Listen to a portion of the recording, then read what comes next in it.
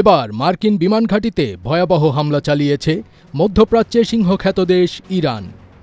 দেশটির বিপ্লবী গার্ড বাহিনী জানিয়েছে, তারা ভোর ৪:৫০ ওই মার্কিন ঘাঁটিকে লক্ষ্য করে এই হামলা চালায়।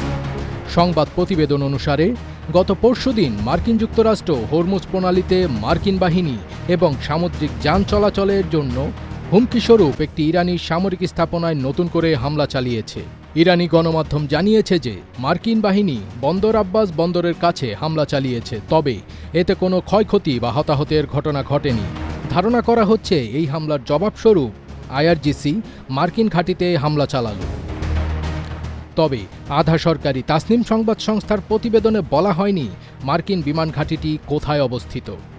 ইরানের Islamic revolutionary guard corps IRGC প্রতিবেদনে বলেছে, হরমুজ প্রণালীর নিকটবর্তী বন্দর শহর বন্দর আব্বাসের বিমানবন্দরের কাছে একটি মার্কিন হামলার পর স্থানীয় সময় ভোর ৪:৫০ ঘাঁটিটিকে লক্ষ্যবস্তু করা হয়েছিল।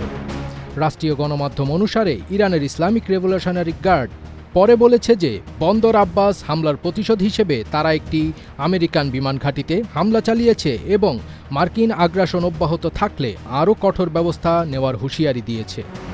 একটি মার্কিন ঘাঁটিতে ইরানি হামলার এই খবরটি এমন সময় এসেছে যখন কুয়েতের সেনাবাহিনী বৃহস্পতিবার জানিয়েছে যে তাদের বিমান প্রতিরক্ষা ব্যবস্থা শত্রুপক্ষীয় ক্ষেপণাস্ত্র ও ড্রোন হুমকির জবাব দিচ্ছে এবং বিস্ফোরণের যে কোনো শব্দ আসলে হামলা প্রতিহত করার ফল। হামলাগুলো কোথা থেকে আসছিল বা কারা করছিল সে বিষয়ে তারা কিছু জানায়নি। আইআরজিসি বৃহস্পতিবার সতর্ক করেছে যে যুক্তরাষ্ট্রের যে কোনো পরবর্তী হামলার জবাবে আরও কঠোর ব্যবস্থা নেওয়া হবে এবং এর পরিণতির জন্য ওয়াশিংটনই দায়ী থাকবে।